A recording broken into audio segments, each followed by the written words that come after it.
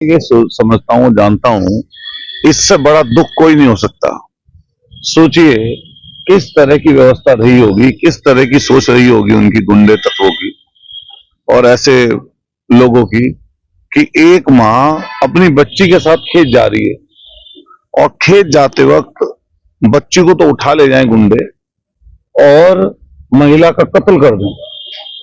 जब मेरठ की तरफ आई, रेफर हुई, तो उनके सांस चल रही थी, लेकिन ये पहले से ही संभवतः पहले से चीजें पता लग गई थी कि बचेंगी नहीं। और सोचो इससे ज्यादा विभत्स क्या हो सकता है। कोई भी दम भर ले कितना ही, कितना भी बड़ी बात कर ले, कितनी ऊंची बात कर ले, लेकिन मैं समझता हूं इससे खराब कुछ नहीं हो सकता। हम लोग सुबह पहुंचे थे वहां पर, मैं घंटों रहा अस्पताल में, तो जब मैंने वो आईसीयू में उनकी हालत देखी उस समय, तो आप देख नहीं सकते थे और किस तरीके से दहाड़े मार मार कर परिवार रो रहा था।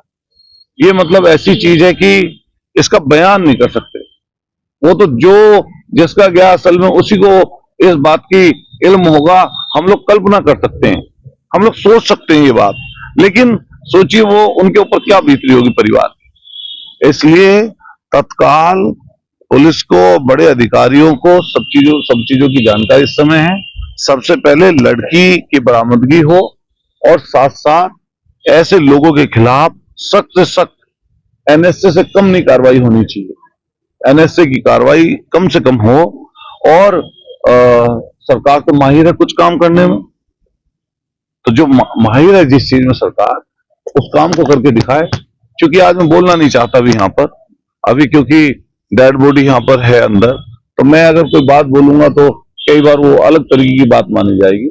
लेकिन हमारा सीधा कहना सरकार से कि लड़की को तत्काल बरामद करे सरकार, और बरामदगी के साथ साथ इस पीड़ित परिवार, इतना गरीब परिवार है, सोचो भूमिहीन है, कोई पैसा नहीं, कर्ज वर्ज लेकर इसकी शादी करनी थी बच्ची की।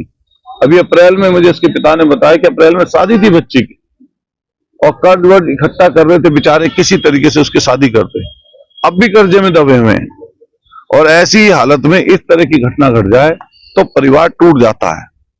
तो न केवल न्याय मिले बल्कि न्याय होता भी दिखाई दे, साथ साथ आर्थिक रूप से जो बेचारा परिवार बहुत पीड़ित है, लाचार है, बेबस है, भूमिहीन है, कुछ भी नहीं है इनके पास, इनकी मदद भी सरकार को आर्थिक रूप में 50 लाख रुपए सरकारी नौकरी, क्योंकि पूरी चीजें सरकार को नॉलेज है। माननीय अखिलेश यादव जी को भी हम लोगों ने इस बारे में अवगत करा दिया। माननीय अखिलेश यादव जी का भी कानून व्यवस्था पर ट्वीट आया है। मैं पीड़ित परिवार की बात भी कराऊंगा माननीय अखिलेश यादव जी से। और अगर इसके लिए अगर नई कुछ चीजें हुई तो हम लोग बड़ा आंदोलन, बड़ी चीजें जरूर निश्चित रूप से होगी। बाबा साहब ने संविधान में जो व्यवस्था दी है, आज उस व्यवस्था को पूरी तरीके से छिन भिन कर दिया गया है। लेकिन मैं और बहुत ज्यादा नहीं कहना चाहता, मन व्यथित है। और जब से सुबह से ये बात देखी समझी, जब हम लोगों ने मौके पर बेड पर महिला को तड़पते हुए देखा और उनकी वीडियो भी वहां से आ रही थी, गांव से भी, आप उनको देख नहीं सकते थे, मन विचलित हो जाएगा किसी भी इंसान को। हम पूरी संवेदना इस परिवार के साथ है, न केवल मेरी, मेरे परिवार की, क्योंकि मैं क्षेत्र का विधायक भी हूँ, मेरी जिम्मेदारी है इन परिवार के प्रति। और निश्चित रूप से हम अपनी तरफ से भी सुबह भी मदद करके आए हैं, अभी आने वाले समय पर भी जो हम मदद कर सकते हैं वो मदद करेंगे, और हर तरीके से हम लोग इस परिवार के साथ हैं।